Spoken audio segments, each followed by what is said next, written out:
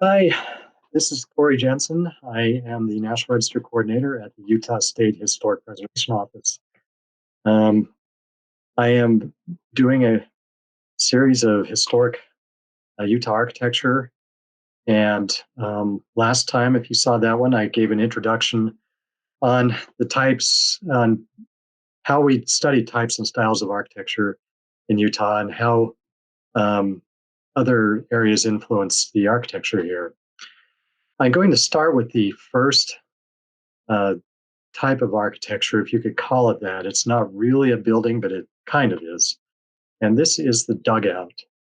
Technically, the dugout is probably not considered a type because of the geography and available materials dictated the method of construction and the size and form of the structure, thereby generating diversity in design. And so it doesn't really appear as a building per se, but it was used to house human activity. And so we consider it a building. Because of their ephemeral, a big word meaning not long lasting nature, just how common dugouts were is not really known. And it probably varied by the settlement area of the state. Settlers were likely inclined to build dugouts if there was a lack of knowledge about the climatic conditions of the area and the agricultural prospects, or the long term stability of the area. If survival and viability was questionable, then dugouts might be constructed until a better understanding of the permanence of the settlement was established. Probably the most common reason for construction of dugouts, however, was the expediency of settling a new area. Um, when a few families were called to settle, there was understandably a lack of manpower, and most families would have to suffice with available resources until more permanent dwellings could be constructed. This usually meant waiting until after the land was cleared for planning and materials gathered for construction of a house, which could take time if you were trying to get your farm and crops established. In some cases, if there was a lack of available hands for providing the necessities of the family, occupation of the dugout could be for several years, even though it was hoped that it wouldn't be that long. Most think of dugouts only as very early housing in Utah. But on the contrary, there are references to this dwelling type being implemented well into the 20th century. There's a record of a person in Orangeville in Emery County living in a dugout during the Great Depression. And this probably was not the only occurrence. There's also recorded instances of dugouts being used for stores and post offices throughout the state, but mostly in the middle counties of Utah. Accounts are written also of dugout communities. In fact, during the construction of the Transcontinental Railroad, many of the Chinese workers lived in dugouts along the railroad corridor where they were building. And they were found throughout the United States, especially in the Midwest and the West. So, what makes a dugout a dugout? As the name implies, the dwelling is partially subterranean. It is dug into the either flat ground up to 6 feet deep, or preferably into a south facing hillside. This would provide summer shade as well as winter sun when the sun headed south for the winter, thereby warming up the dugout for those living inside. Um, the the room sizes varied. The typical size was about 12 feet by 12 feet, although they could be as large as 18 by 18 and so forth from examples that have been found. The walls were constructed with a variety of items, either log, earth, or stone. These were partially above ground around the perimeter, high enough to provide adequate headroom so they didn't have to dig as deep into the hillside. The roof could either be flat and sloped or have a shallow pitched gable. The roofs are constructed of heavy wood poles spaced evenly. The roofs were then these poles were covered with willow or other type of saplings or tree branches. And then these were covered with straw or bundles of other weeds and rush. And over this, finally, was placed a thick layer of dirt. Needless to say, the roof was little good in heavy rain, and there are a lot of accounts of heavy rainstorms, water dripping through, and piling mud inside the dugout, and these would then have to be replaced once the rain passed. But they did do a pretty good job of insulation. Later examples, especially the ones I'm going to show you, had typically dimension lumber roofing. Uh, so they were flat boards that were then probably covered with dirt or mud to provide insulation. The front wall of the dugout, the part that was mostly above ground, was made of whatever was available or was easy to gather. And these included vertical logs placed next to each other, vertical logs spaced apart with woven willow and mud infill, which we call daub and wattle, or sawn lumber. They could also be constructed of stone, which most of the examples I've seen are. There would be a front door and typically no windows.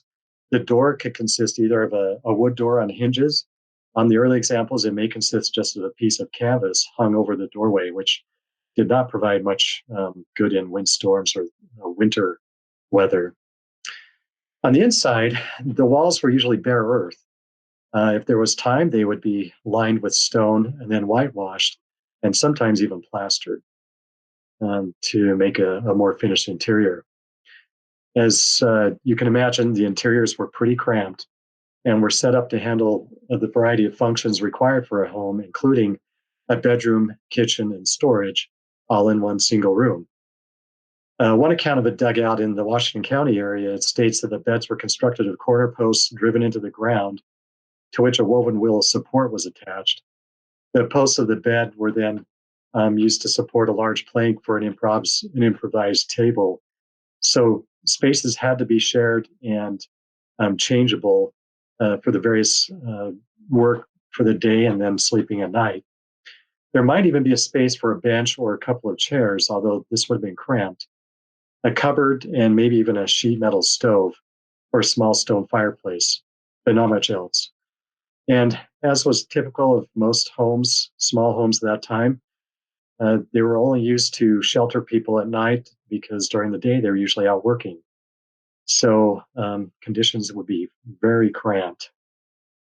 One wonders how families survived in these dwellings, even for a short time. But they did until circumstances could improve so that they could build a better house, a more permanent one.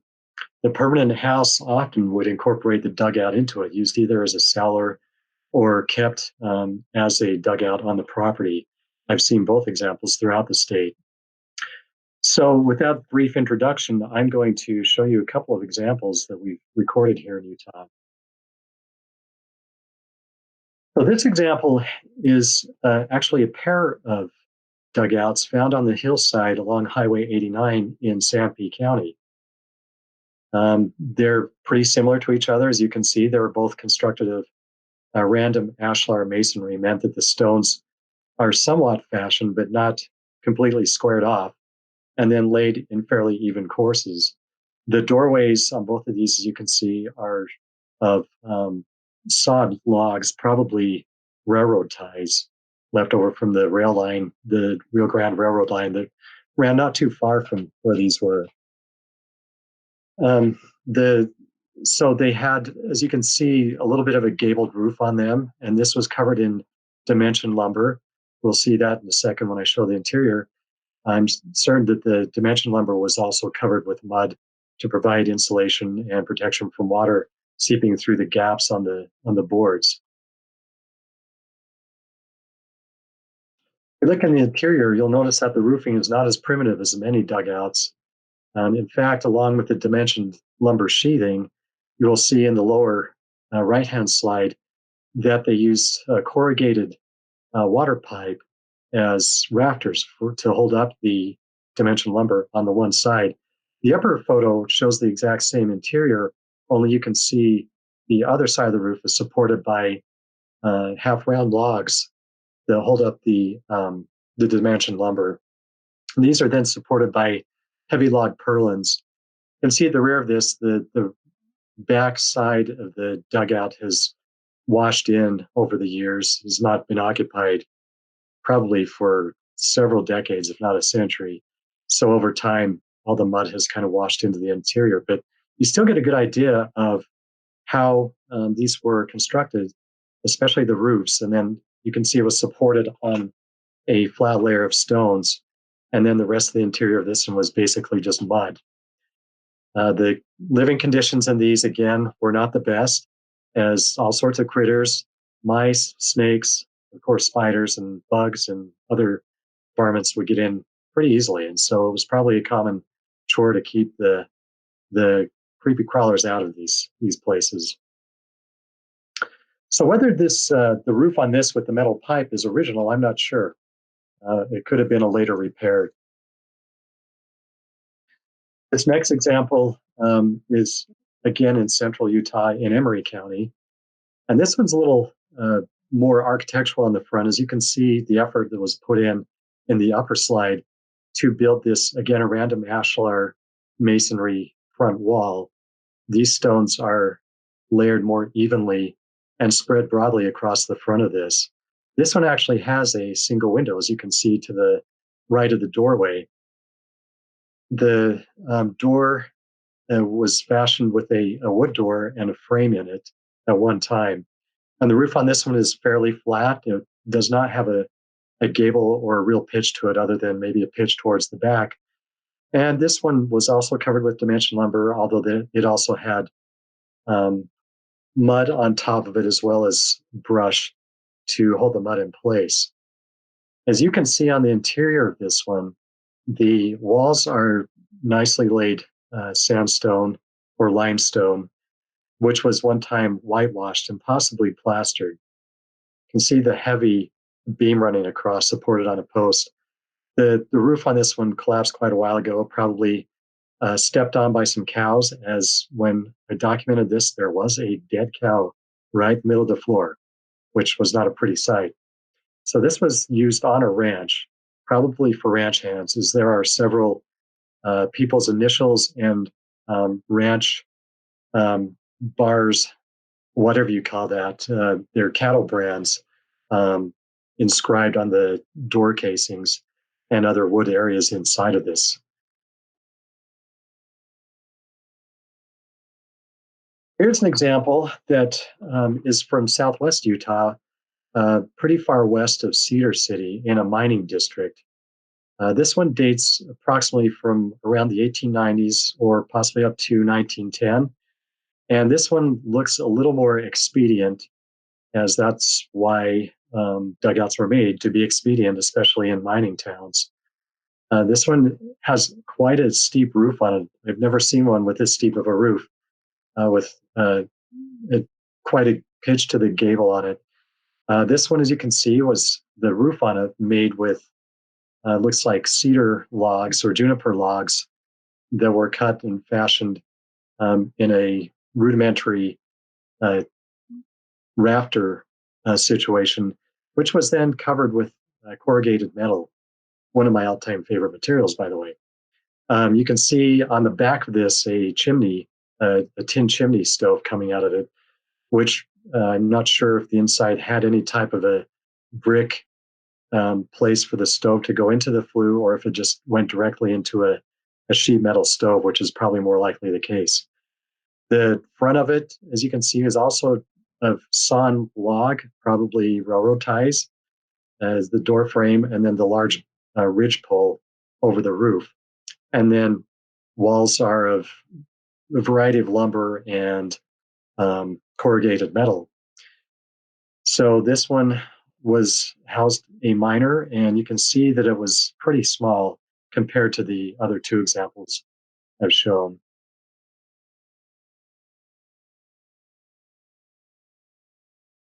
For the final example, we're going to the top end of the dugout realm, and this is a much more sophisticated one that dates most likely from the 19 teens or maybe even later. And this one is found in Carbon County. Anyone who's driven 9 Mile Canyon Road north out of Wellington will recognize this one, as it sits almost right on the road. It's not very far off of it. And you can tell this one was built by someone who planned on living here for quite a while. The outside, from if you were standing right in front of it, would probably not even look like a dugout until you go to the side and see that it's partially built into a sloping hillside. The walls are of poured concrete, so that dates this at least to around 1910, as poured concrete wasn't that common before then. You can see the even layers of it stacked up to just above the height of the windows. And then the gable end is of soft fired laid brick. You also notice the vigas sticking out from the front. These are the log ends of the heavy round log purlins that support the roof. Again, this was a pretty substantial structure for a dugout meant to last a long time. And you can see that it has, even though it's been abandoned for decades, it's still pretty intact. The roof on this one, you can tell, has a pretty good sized gable and was stacked with dimension lumber. And there is evidence of several uh, willow trees or other type of brush and mud that has collapsed inside that sat on top of the roof of this. There is no evidence of shingles, although I wouldn't be surprised to find that on this one. The interior, there's a partial shot of the interior on this showing just how fine the interior finish was on this. It was laid with the brick and the concrete and then plastered and whitewashed. You can see an inset lumber 2x4 nailer there used to nail things. Maybe this at one time had siding inside of it or some type of paneling. I'm not sure on that either. And then you can see the nice partial chimney there that had a hole in it for a stovepipe. So this was set up as a nice house. And I'm assuming it's still there. I haven't been by there in years, so I don't know why it wouldn't be there. I'm going to have to get by there at some point in the near future to check this place out again. But again, this was the higher end, upper middle class demographic of dugout owners in the state. So that is our final example. There aren't a lot of dugout examples left in the state, mostly because, as I mentioned, they were expediently built, not of very stable materials, and were often removed or covered over with a house to utilize them as cellars. Others have just deteriorated over time, or they're in areas that aren't settled anymore, and so we don't see them. If you happen to see a dugout in your wanderings around the state, we'd love to hear from you and see photos if you can get them. But don't tramp on public lands without permission or on private lands without permission. So with that ends our discussion on dugouts. And we will talk more in the future about other types of historic Utah architecture. And hope to see you again. Thanks.